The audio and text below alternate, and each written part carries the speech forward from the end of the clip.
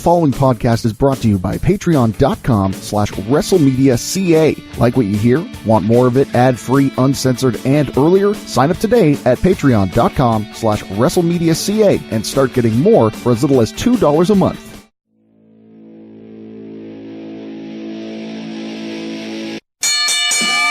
Ladies and gentlemen, it is now time for your main event, where news and opinions on the sport of kings collide. WrestleMedia is proud to present The Wrasslun Show. Welcome to The Wrasslun Show, part of WrestleMedia, where everything is wrestling, and wrestling is everything. I'm at Adam Conta, flying solo this week. Matt is attending to personal matters, so it's just you and me and Fear the Beard. Yes, today is part 2 of our interview with Fear the Beard, who are going to be a part of C4 Wrestling's Fighting Back 9, which is happening this Friday. So for you patrons who are listening to us at patreon.com/WrestleMedia.ca, it's just a few days away. For those of you listening to us for free on Friday via WrestleMedia.ca, it's today. And we are so excited to be a part of this event. We were graciously invited to come on up and spread the word of WrestleMedia, and we're going to do just that. So if you've got your tickets, we will see you there. And if you don't have your tickets yet, well, too bad. They're sold out, which is the best bad news you could ever give to anybody.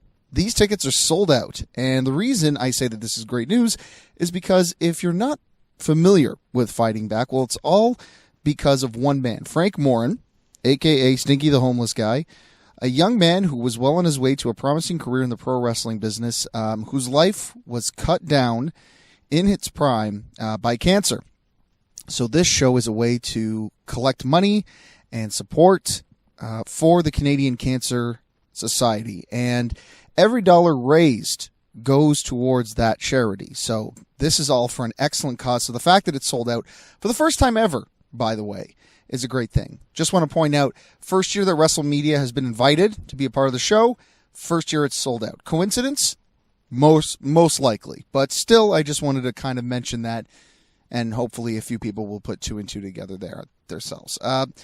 However, that is not the only event that WrestleMedia will be attending this weekend, because the very next night, on Saturday, we are going to be at the Chinlock Wrestling Academy on Palace Road in Napanee, right above the Wild Wings, for a big event, Fallout, featuring 2 huge championship matches.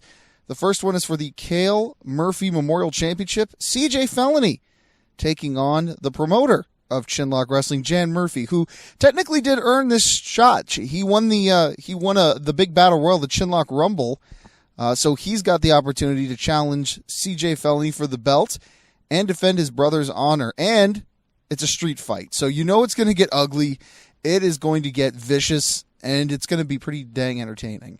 That being said, there may be a match on the card that I'm looking forward to even more than that, and that's the Chinlock Wrestling Heavyweight Championship match. You know I'm a big fan of women's wrestling, so I'm excited to see 2 of the best in Ontario go at it. We're talking about Beautiful Bia defending her championship for the first time against Jessie Mack, the former champion who was never beaten for the belt. Beautiful Bia actually won the title at the Chinlock 5 event in June, and she didn't pin Jessie Mack to win the title. She pinned Addie Starr. So it's going to get intense. You know, I feel like there's a lot of emotions there as well. Jessie Mack wants that belt.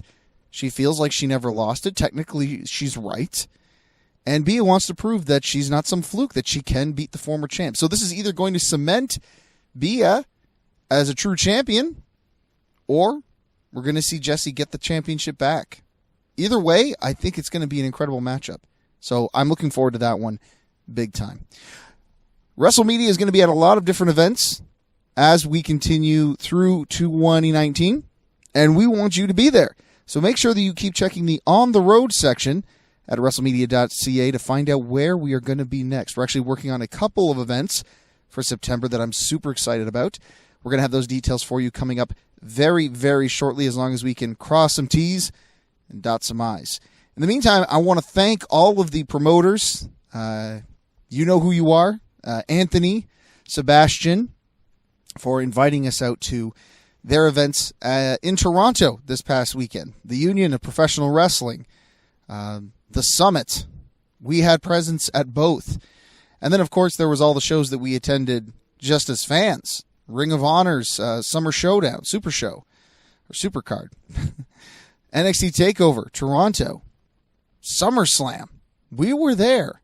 And man, what an incredible weekend it has been. I can't even call it a weekend because it was really from Thursday on for me personally. So, I mean, it was 4 days of awesome wrestling action. I'm going to tell you all about the events that happened, my experiences with each one, which show had my favorite match of the entire weekend. It might actually surprise you. Which show did I think had the best crowd? What was the best venue to watch the wrestling at? I'm going to give you all my reviews of what I thought of the whole weekend. I'm going to hold nothing back.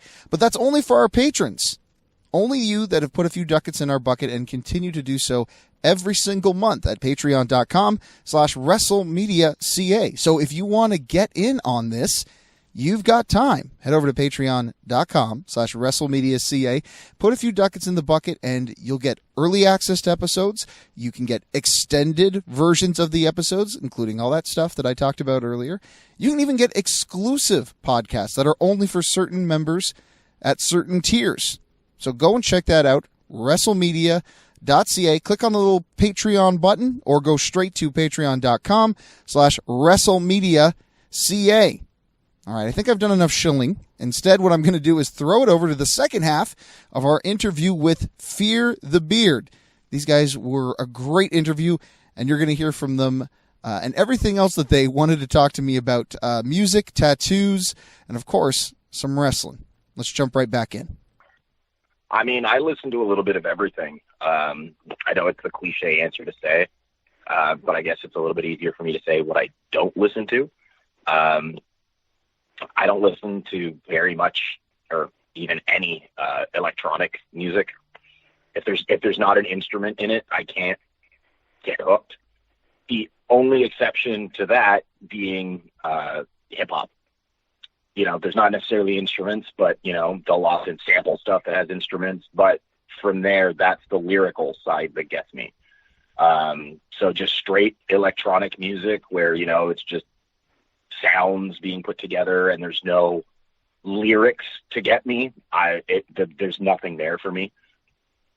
Although, you know, I've seen it in bars or clubs and stuff like that, and I can understand why people get into it, because if you enjoy that type of stuff, you know, I can really see why it gets people dancing. So, and then other than that, just like the new stadium country, you know, the country pop stuff, like your Taylor Swift and so on. You know, I'll listen to old country, even though to people who really listen to country, they might not accept them as much, but, you know, I'm a big Johnny Cash fan personally. And then, you know, I'll get into some of the other stuff. I can enjoy listening to just about anything. But when it comes to what I put on when I just want to relax, which is odd to say, it's heavy metal. You know, I'm a metalhead through and through, have been since I was like 13. But if I'm looking to just kind of be in a more upbeat kind of party mode, it'll be, you know, rock or hip hop. So those would be my three go-tos more than anything. Do you ever find yourselves jamming out to any WWE CDs or any wrestler entrance themes? Funny you should ask. Actually, I have a couple on my workout playlist. I have Batista's, the one that Saliva did for him, and the other one that my guilty pleasure song is actually Christian's theme. Of course. Close Your Eyes by Waterproof Blonde. That one, I love that song. Like, is that the one where like it would start off with the Christian? That one? No. Sorry. Well, actually, I misspoke. I think the original was by Waterproof Blonde, but I think the version that I have is the like his last run one where it's okay.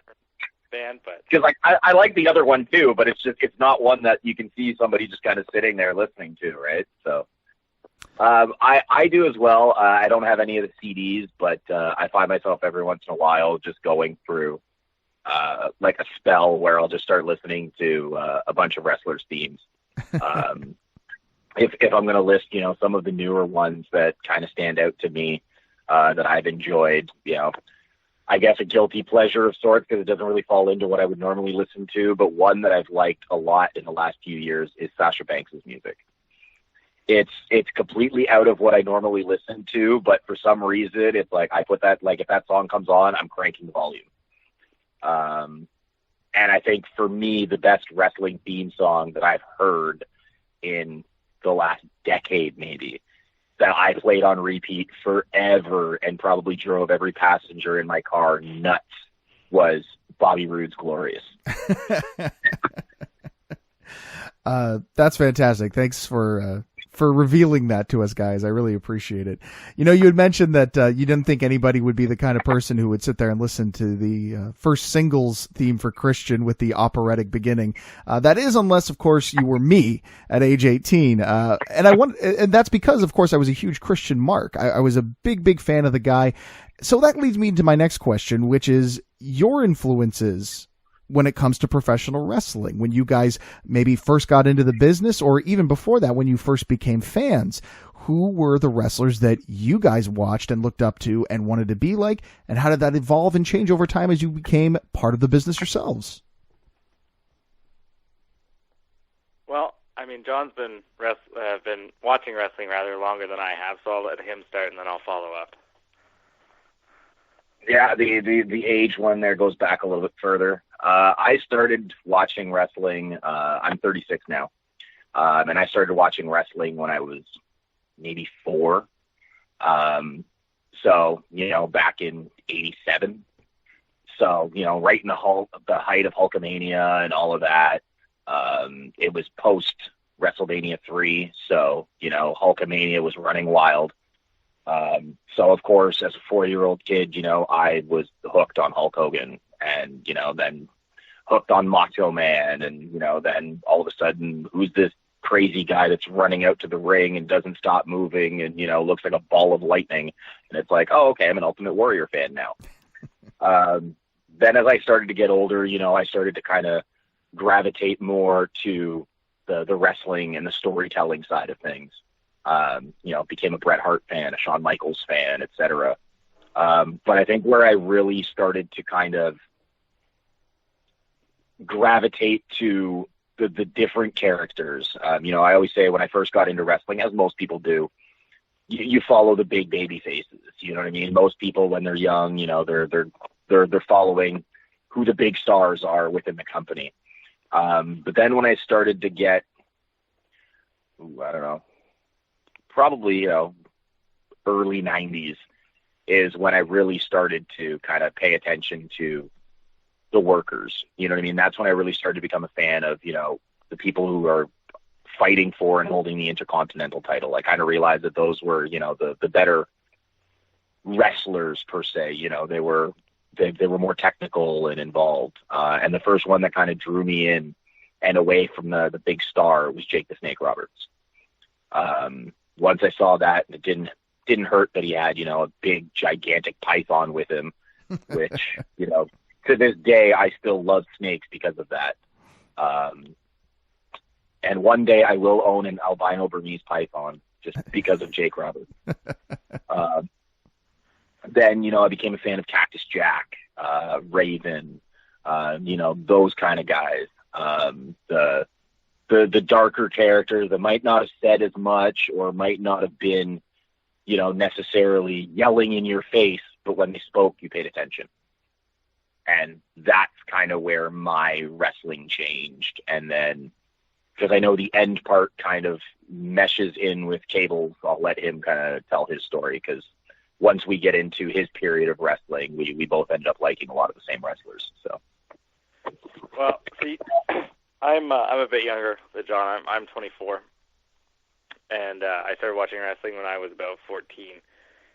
And it's a funny story. The first time my friends made me watch it, I was actually very bored, and funny how that from that I would later go on to be in the business myself. But the wrestler that got me hooked on wrestling was Jeff Hardy. That was the guy that made me have an interest in professional wrestling. He was just so different. You know, he had the tattoos and the face paint and the arm sleeves and stuff. And I was never, I was a kid in high school that had his hair dyed blue, and he didn't really talk to a lot of people, and it was just a little bit different. So it was cool to see, something similar to that being represented. And of course, about the time that I started being a Jeff Hardy fan was when he went on his main event run and won all of his titles. So it was great timing too. It was all about, for me, it was about him, Edge, CM Punk. But strangely enough, even though Jeff Hardy is my all-time favorite wrestler, I think I have only ever done one of his moves in the ring one time. It's just, I realized that that goes more up Kane's alley of having a disregard for personal safety. But in terms of my own influences in the ring, a lot of various influences, as Kane mentioned earlier, who may have disconnected again. It kind of sounds like. But, No, I'm still here. Okay. I look to the guys that did it the best. Like Bret Hart. But then again, you take some small things from here and there. Like I've taken a couple of my moves from like some AAA Lucha Libre stuff and just all over the place, just because it's fun to mix it up and try not to fall into a specific, typecasting until I figure out what works best for me, because I'm still fairly new in the business, still trying to figure things out. But Hey, this is a commercial for patreon.com/WrestleMedia.ca, where you can get early access to episodes of your favorite WrestleMedia shows, get full uncut and uncensored versions of your favorite shows, and more. Don't want to hear this commercial on your podcast anymore? Sign up at our main event tier and get these episodes ad-free. Want to hear your own commercial here instead of ours? We've got tiers for that too. Visit patreon.com/WrestleMedia.ca and join the WrestleMedia revolution today. I want to ask something, because you guys brought up something real interesting just then. You said that there's like a 10-year age difference between the two of you almost. Let's talk about that. There's a 12-year difference. So let's talk about that for a second. I mean, what kind of unique challenges has that presented to you guys as a team?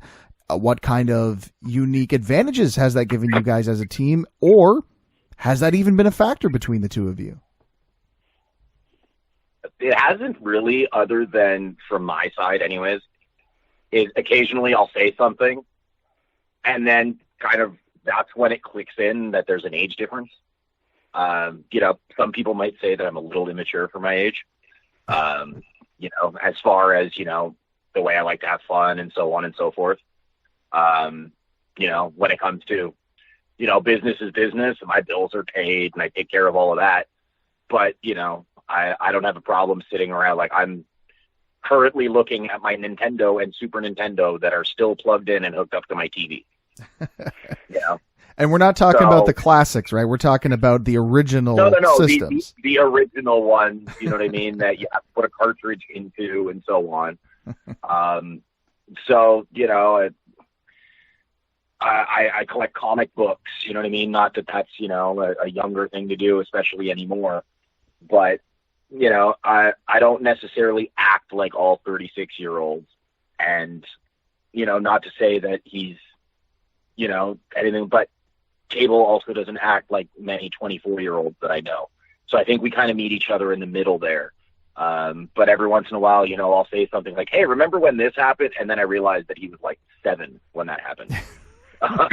You know what I mean? So we have those kind of moments. But, I mean, other than that, I think we kind of meet in the middle there. And at least from my perspective, it hasn't caused any issues for us.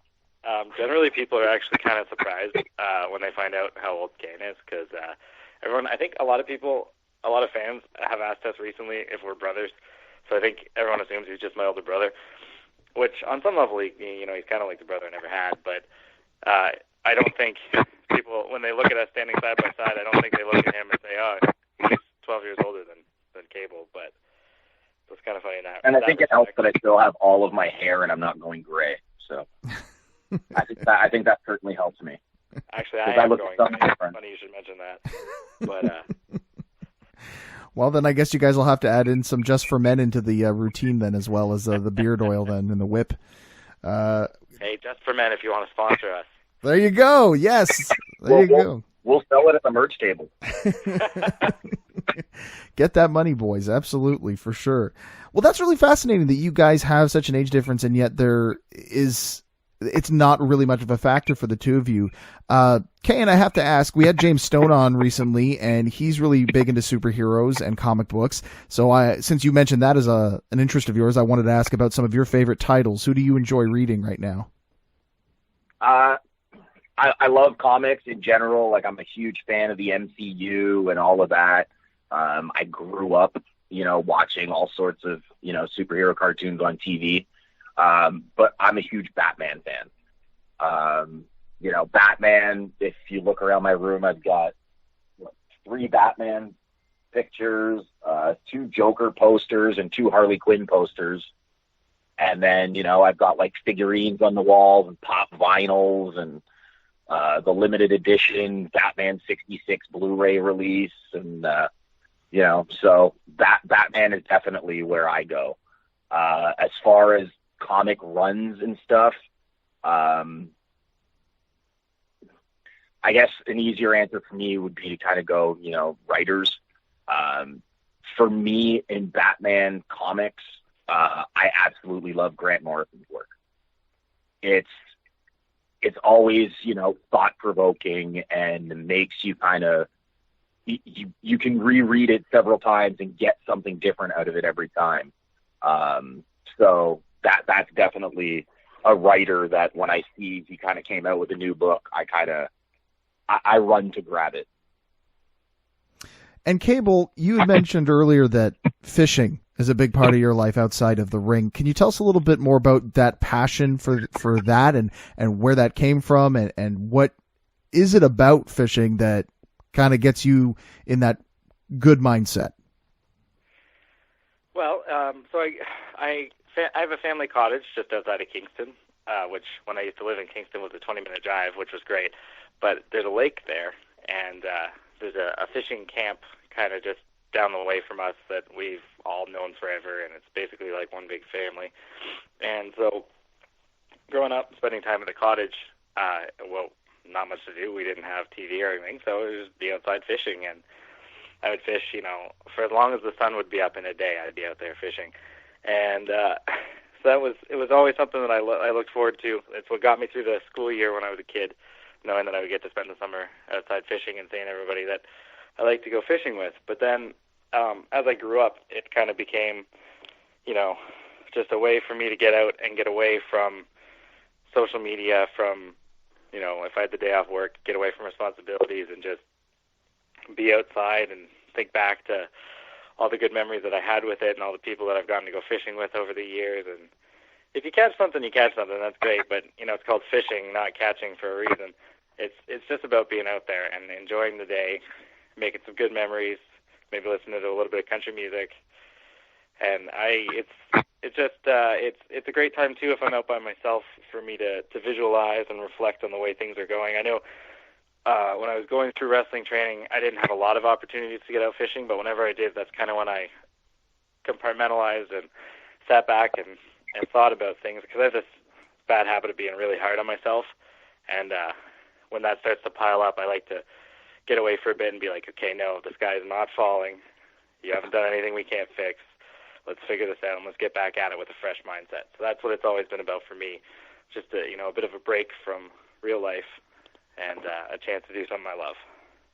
That's so interesting that you guys have passions outside of the ring that seem to be on complete opposite ends of the spectrum. So, of course, the natural question then becomes, if you guys do get to go on longer road trips or you do find yourselves spending a lot of time together, then what do you two even talk about?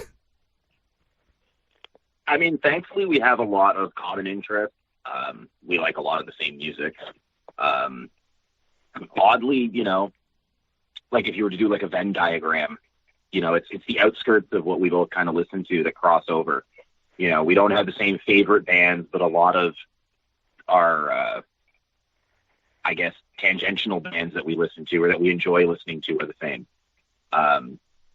When we were both beginning to make our singles debuts, We were talking with our coach and stuff, completely separate from one another. We didn't have any discussion about it or anything. And we each submitted, I think, 3 or 5 songs for our coach to take a listen to and see, you know, which one he suggested kind of worked best with our gimmicks. And by pure happenstance, we both chose a song by the same band. You know, and it wasn't like, you know, this is a band that everybody knows. You know, it was like a band I had just found out about months before. But, you know, I really liked them. So, you know, that's what kind of when we realized that there's a lot of stuff on the periphery that we listen to. And actually, I just realized, not referring to periphery, the band, just kind of stuff on the outskirts of what we listen to. So, and I mean, we do spend a lot of time talking about wrestling, you know, coming up with new ideas or talking about new merchandise ideas, because we've got, you know, 5 or 6 different things lined up in the can right now. We just don't want to throw everything out there and, you know, expect our fans to buy it all right now, or, you know, make them have to make a decision between this one or this one. So, you know, we just release them slowly and people can buy what they want. So, you know, we have lots of different things that we'll end up talking about. It's just really a matter of what we're in the mood for in that moment, you know, and if it's the drive before a match or after a match. Because obviously if we're coming back from a match, then we can talk about what went well, what we could do better next time and stuff. But the other thing, too, is, like, we don't very often really stop talking, like, with Facebook Messenger and texting and all that. Like, it's kind of just one conversation that goes on and on and on and on. So, you know, as any long conversation goes, you make references back to things we talked about earlier. We tell stupid jokes. We just talk about stupid stuff sometimes, too. It's not all business all the time, you know. And I mean, we have a few friends that we trained with, you know, for a long time that are part of that group chat as well, where we're chatting constantly. And, you know, we'll sit there and poke fun at each other, you know, and sometimes that'll go on for an hour, you know, and, you know, you don't realize it, but when your drive is 4 or 5 hours, well, you just killed, you know, 20-25% of your drive just by sitting there, you know, cracking jokes about one of your friends. So, you know, or one of us will be driving and the other person will be in that group chat, you know, and, oh, so-and-so said this, and then, oh, say this for me. So. Well, I appreciate you guys sitting down to chatting with us. This has been an awesome interview. I appreciate you guys taking the time out of your busy schedules and chatting a little bit about wrestling in your lives and everything in between, guys. Thanks so much for coming on the show. Before we sign off, let the people know where they can find you, both online and in person, if you've got any appearances coming up that you'd like to plug. So next up will be in Parc Belle-Rive, Quebec, at St. Ours, Quebec. It's a campground. We'll be wrestling there for EWE on August 10th. Following that, we will be at Fighting Back in some capacity. So if you see us, feel free to come say hi. I might be doing security, might be somewhere in the back, who knows, but we'll be there. The following day, we'll be in Kingston. We'll be in Napanee for Chinlock Wrestling. Chinlock Wrestling presents Fallout. And then the following day, we'll be wrestling in Toronto for CWO, Championship Wrestling from Ontario. And then at the end of the month, on August 24th, we'll be wrestling in Brockville for PCW Presents Something Sinister. And that's where you can catch us for the rest of the summer, pretty much. And all you listeners out there, don't forget that WrestleMedia is also going to be at a couple of those events. We will be a part of Fighting Back as well as the Chinlock Fallout event too. So fear the beard. We're going to see you guys there as well as all of your great fans. Guys, thanks again for coming on K and Cable. Most appreciated. Thank you. Thank you. Well, there you have it. Part 2 of 2. Great time talking with those guys, Fear the Beard. Again, you can catch them at C4 Wrestling if you've got your tickets. If not, they'll be at lots of different shows, including one coming up on July the 26th. It's PCW's Something Sinister happening in Brockville. As a matter of fact, if you want to hear more about that show, well, tune in next week. I'm actually going to be interviewing 2 of the promoters for the event. Matty the New Guy, a.k.a. The Last Matt Standing, and RJ, Bruce West, as he's known to some, the head referee for PCW. We sit down, we talk about PCW, we talk about what happened at their last event, the Rising Tide. We talk about the matches they have on tap for this event, Something Sinister. We talk about how PCW came about, and their very cool philosophy when it comes to independent wrestling in Ontario and the area, and how they're taking a different approach than others. It's approach I'm in favor of. I'm pro this approach. What is it? Well, you're going to have to find out next week. For those of you that want to know more about what happened this week with us in Toronto, well, stick around.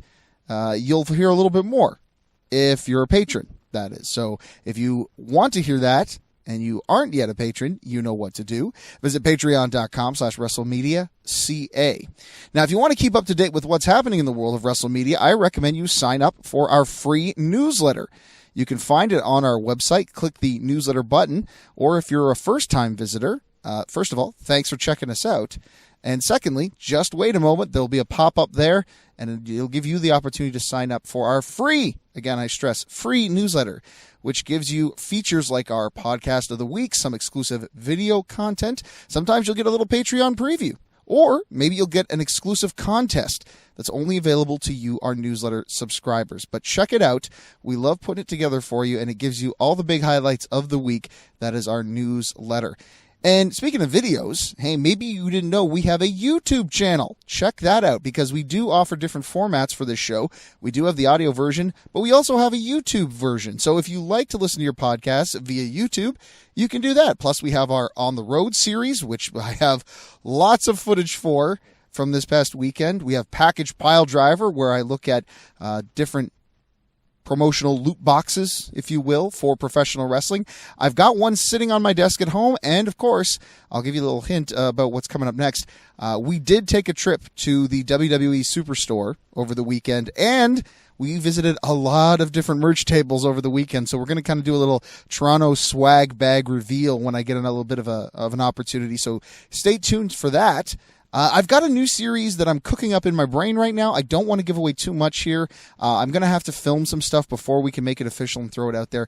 But there's some ideas brewing, and if you want to be the first to know about them, subscribe to our YouTube channel. As of this recording, we're sitting at 49 subscribers, and it's really, really ticking me off, to be honest with you. I really want at least one more YouTube subscriber, okay? So please make me happy and give me one more subscription. And then while you're at it, hit the little notification bell so you will know exactly when we get a new video out.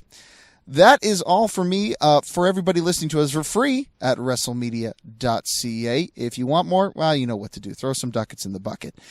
If you can't support us financially, that's no problem. There are other ways that you can support us. If you happen to be listening to us via iTunes, you could be our own personal Dave Meltzer and give us a 5-star review. If this podcast was as entertaining as Owen versus Bret Hart at WrestleMania 10, okay, it probably wasn't that entertaining, but if maybe you want to be nice about it, you can still give us 5 stars anyway. Or, you know, you could just share the podcast with a friend or a family member or somebody you see walking around the mall wearing a wrestling t-shirt. This happens all the time. This happened to me tonight, actually, before we recorded. I found a woman wearing an Elite t-shirt. She was wearing an Adam Page shirt, and we stopped, and I was like, hey, nice shirt. And then we just had a conversation about how her kid loves wrestling and how she loves wrestling. It was amazing. Wrestling fans do this for one another. So when you see a wrestling fan wearing a shirt on the street, point it out and say, hey, do you know about WrestleMedia? Do you know about the Wrasslun show? Do you know about all the great podcasts that they offer? And if they say, no, what are you talking about? Say, hey, WrestleMedia.ca. That's all you need to know. I would appreciate that very, very much. Even still, I appreciate you listening today. Thank you so much. You are the lifeblood of what we do. And we're going to be talking about lifeblood over on the Patreon half when I get into Ring of Honor. But that's coming up for our Patreons. For everybody else, thank you for listening. And on behalf of WrestleMedia, I'm at Adam Konta, and you know what to do. Listen, share, subscribe, repeat. This has been a presentation of WrestleMedia, where everything is wrestling and wrestling is everything. Here's what you're missing out on right now over at patreon.com/WrestleMedia.ca. I'll say this. If they were able to create an illusion with what they did, it's one of the greatest wrestling matches I've ever seen in my life. Because I thought those guys are really out there, like, seriously hurting one another. So if they were able to create the illusion of the pain and suffering they were going through while not, then bravo. Those two may be the greatest wrestlers I've ever seen. If it wasn't an illusion and they were going out there and beating the crap out of each other, well then, while I admire the toughness, I gotta say that it did make me a little uncomfortable because boy oh boy, it sounded like they were killing each other. Want more? Sign up now at patreon.com/WrestleMedia.ca.